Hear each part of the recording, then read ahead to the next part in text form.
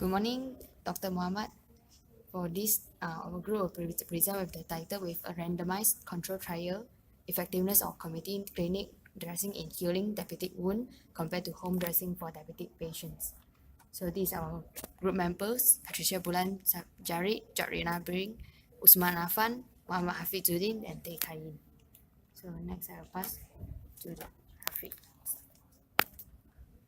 Okay, thank you to the Tay. So I'm going to continue the presentation. My name is Muhammad Hafizuddin bin Syari. So we're going to continue with introduction.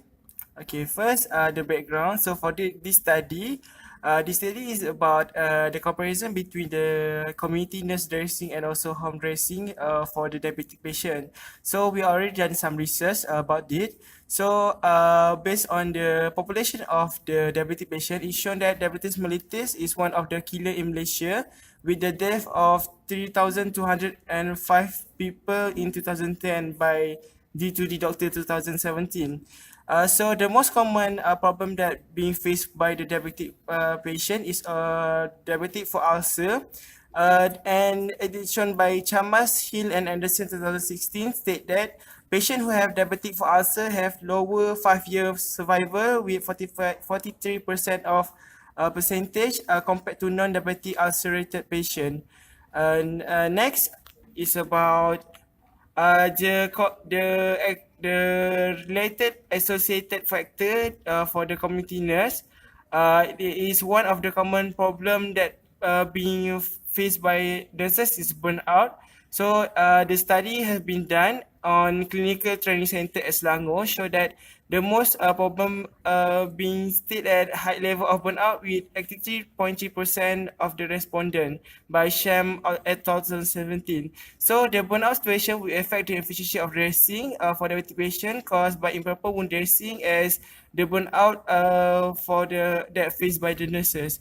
So the objective of our research is to investigate the effectiveness of clinical dressing for diabetic patient compared to the home dressing. So now I will continue with the method, which is trial design. The method that we use is parallel randomized control trial, which is parallel RCT. It is to examine the effectiveness of the two type of dressing in diabetic patient for one period. So the participant we will choose randomly to be assigned in the group, and then we will assign different treatment that are provided to them, and then the result will be compared after 1 month.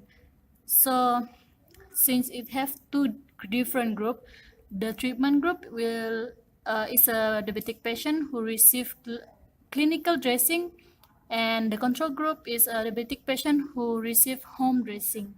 This we will do double blind. Next we will do the participant.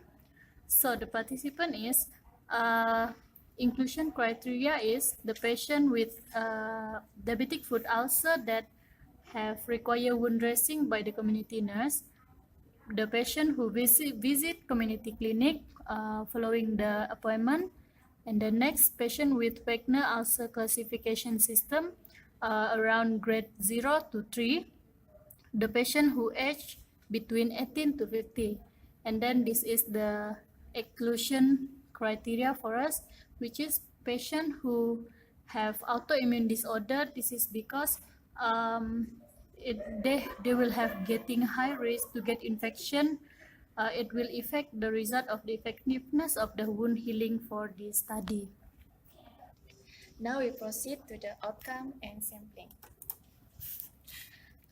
For the outcome, it can be divided into two, which is primary and secondary. For the primary, there are 5 grades classifying according to Wagner classification of diabetic foot ulcer. For the grade 0, which is intact skin, grade 1, superficial ulcer, grade 2, deep ulcer to tendon, bone or joint, grade 3, deep ulcer with abscess or osteomyelitis, grade 4, localized gangrene, and grade 5, extensive gangrene involved whole foot. For the secondary outcome is to determine the painful of the wound by the patient. This is the questionnaire, McGill-Penn questionnaire by Ronald Melzek. There are 20 elements can be assessed in this questionnaire and 6 Penn scale for the wound. And this is the formula for the sample size.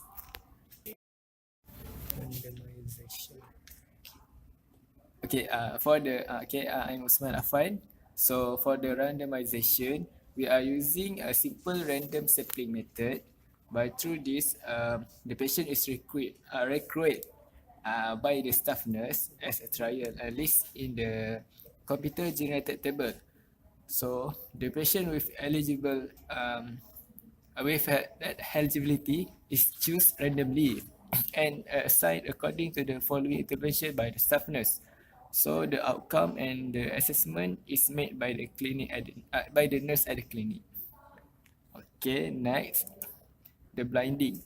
So we choose the double blinding for the investigator and also the patient. So we want to avoid the bias, so we doesn't know the identity of the patient from the start of the study until the end.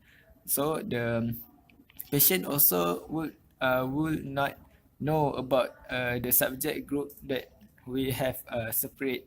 So they can randomize fill in the form. So the appointment of the patient is made in a different day so that there won't be overlap. So next is statistical method. So there is two which we use a chi-square analysis for the primary and secondary outcome. So for the primary outcome, we want to look for the wound healing rate. So we use a Wagner diabetic foot ulcer grade classification system. So the independent variable is community dressing and home dressing, whereas the dependent variable is wound healing rate. So next is the secondary outcome, which is we want to measure the quality of life through the McGill-Penn questionnaire. So the independent variable was community dressing and home dressing, and the dependent variable is the rate of wound healing.